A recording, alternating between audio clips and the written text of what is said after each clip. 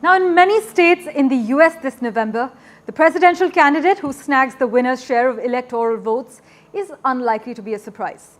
Across 7 swing states, stretching from the desert southwest to the upper Midwest and back down in the south, the outcome remains very much in play, and the 93 votes up for grabs are likely to decide who ultimately ends up in the White House come January.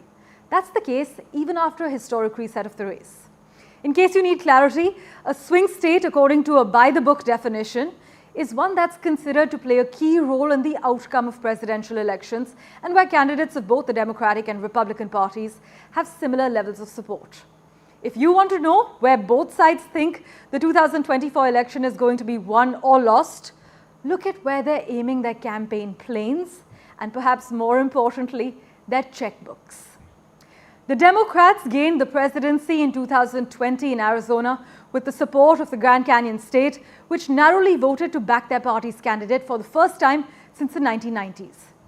Arizona, as you know, borders Mexico for hundreds of miles and has become a focal point of the nation's immigration debate. Border crossings have fallen in recent months from record highs, which have made the issue near the top of voters' concerns. But Trump has repeatedly attacked Kamala Harris's record on immigration, though, because she was given a role by Joe Biden in trying to ease the border crisis. He has also vowed to carry out the largest deportation operation in US history if he regains the presidency. Arizona, by the way, has also hosted a bitter row over abortion access after state Republicans attempted to reinstate a 160-year-old near-total ban on terminating pregnancies, but were foiled. The issue has become an explosive one nationwide in the US since 2022, when the US Supreme Court overturned a landmark ruling that gave women the constitutional right to abortion.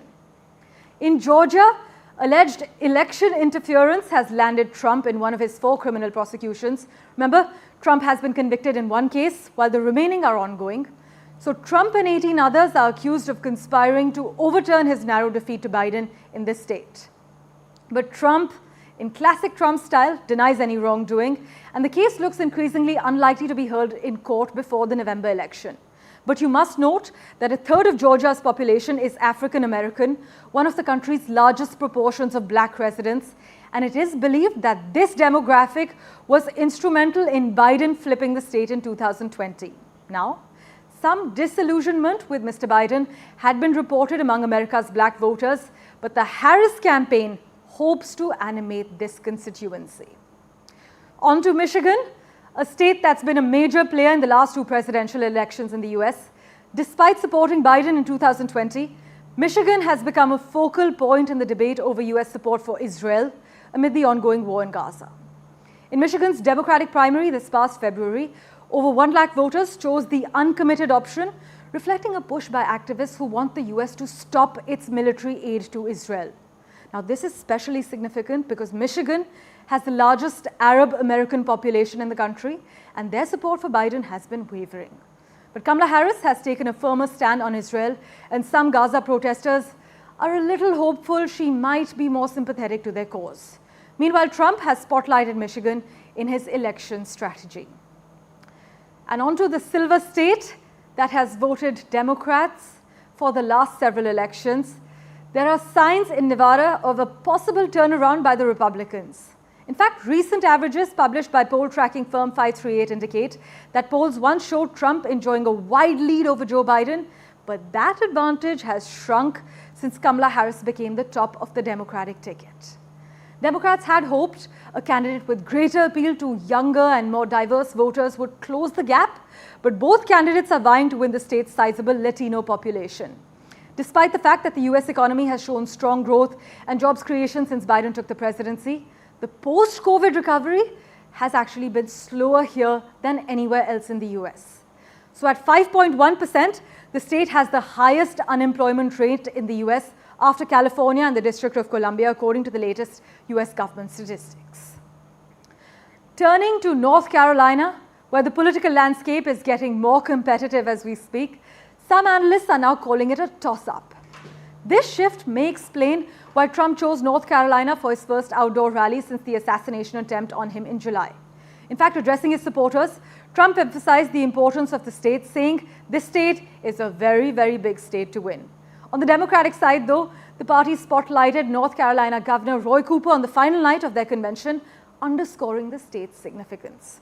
You must also note that North Carolina shares some key electoral concerns with neighboring Georgia and Arizona, other critical Sun Belt states in the US.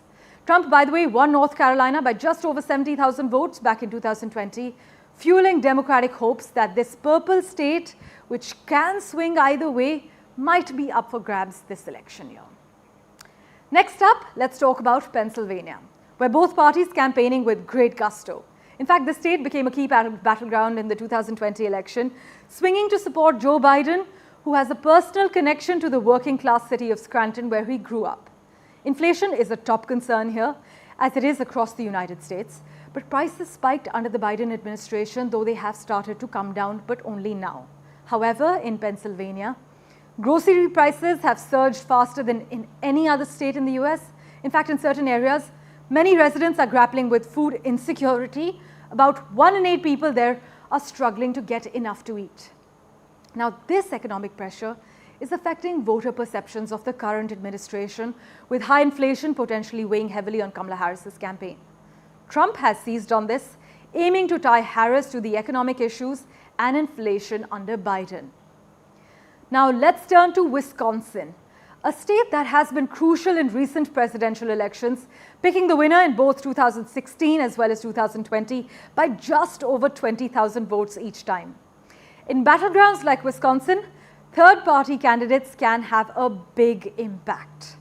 The Democrats are working hard to keep Green Party candidate Jill Stein off the ballot, arguing that her party didn't follow state election laws, and they've also filed a complaint against left-leaning academic Cornel West.